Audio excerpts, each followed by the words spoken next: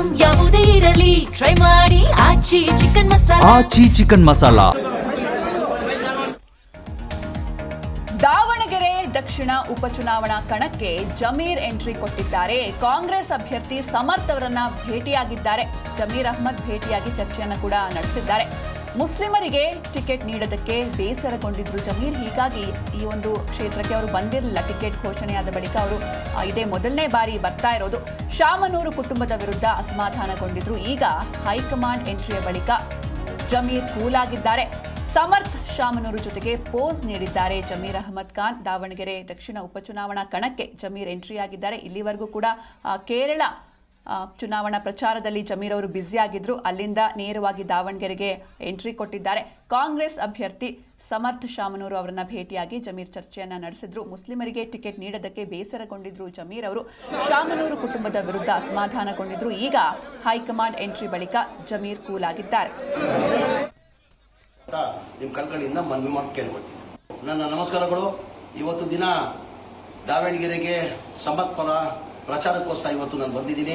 ನಿಮ್ಮಲ್ಲಿ ಕೈ ಜೋಡಿಸಿ ಮನವಿ ಮಾಡ್ತೀನಿ. ಒಬ್ಬ ಯುವಕ ಹುಡುಗ ಒಳ್ಳೆಯ ಕೆಲಸ ಮಾಡಬೇಕಂತ ನಿರೀಕ್ಷೆ ಇಟ್ಕೊಂಡಿದ್ದಾರೆ.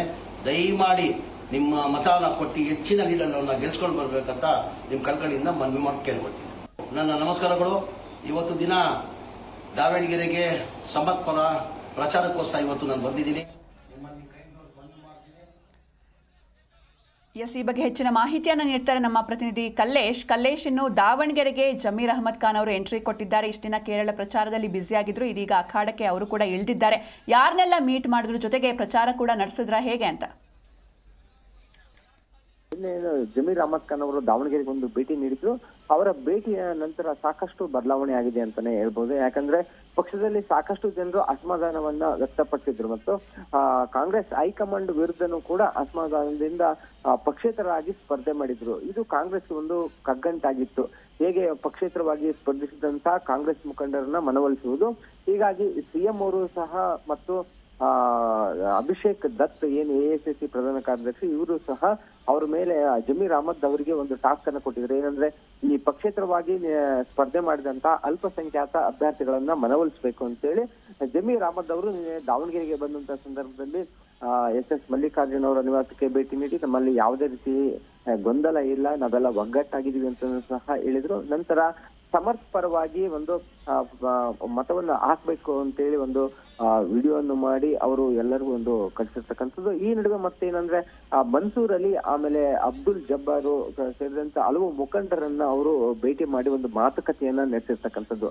ಕಾಂಗ್ರೆಸ್ ಪಕ್ಷಕ್ಕೆ ಒಂದು ಬೆಂಬಲವನ್ನ ಕೊಡಬೇಕು ಮತ್ತು ಯಾವುದೇ ರೀತಿ ಅಸಮಾಧಾನವನ್ನ ನೀವು ಮಾಡ್ಕೊಳ್ಬಾರ್ದು ಅಂತೇಳಿ ಸಹ ಅವರಿಗೆ ಒಂದು ಮನವೊಲಿಸುವಂತ ಕೆಲಸವನ್ನ ಅವರು ಯಶಸ್ವಿ ಮಾಡಿದ್ದಾರೆ ಅಂತಾನೆ ಹೇಳ್ಬೋದು. ಇದರಲ್ಲಿ ಸುಮಾರು 14 ಜನ ಒಂದು ಪಕ್ಷೇತರಾಗಿ ಸ್ಪರ್ಧೆ ಮಾಡಿದ್ರು. ಅದರಲ್ಲಿ ಮನ್ಸೂರ್ ಅಲಿ ಸೇರಿದಂತೆ ಹಲವರನ್ನ ಭೇಟಿ ಮಾಡಿ ಅವರು ಮಾತುಕತೆ ನಡೆಸಿದ್ದು ಏನು ಪಕ್ಷದಲ್ಲಿ ಇದ್ದಂತ ಗೊಂದಲವನ್ನ ನಿವಾರಣೆ ಮಾಡಿದ್ದಾರೆ ಅಂತಾನೆ ಹೇಳ್ಬಹುದು. ಹೀಗಾಗಿ ಈ ಕಾಂಗ್ರೆಸ್ ಪಕ್ಷಕ್ಕೆ ಈಗ ಜಮೀರ್ ಬಂದು ಹೋದ ನಂತರ ಸಾಕಷ್ಟು ಒಂದು ಬೆಂಬಲ ವ್ಯಕ್ತವಾಗಿದೆ ಮತ್ತು ಪಕ್ಷದಲ್ಲಿ ಇದ್ದಂತ ಸಣ್ಣ ಸಮಸ್ಯೆ ಕೂಡ ನಿವಾರಣೆ ಆಗಿದೆ ಅಂತಾನೆ ಹೇಳ್ಬೋದು. ಸಿಂಚನ. ಓಕೆ, ಥ್ಯಾಂಕ್ ಯು ಕಲ್ಲೇಶ್ ನಿಮ್ಮೆಲ್ಲ ಡೀಟೇಲ್ಸ್ಗಾಗಿ. ದಾವಣಗೆರೆಗೆ ಸಮರ್ಥ್ ಪರ ಪ್ರಚಾರಕ್ಕೋಸ್ಕರ ಇವತ್ತು ನಾನು ಬಂದಿದ್ದೀನಿ. ನಿಮ್ಮಲ್ಲಿ ಕೈ ಜೋಡಿಸಿ ಮನವಿ ಮಾಡ್ತೀನಿ. ಒಬ್ಬ ಯುವಕ ಹುಡುಗ ಒಳ್ಳೆ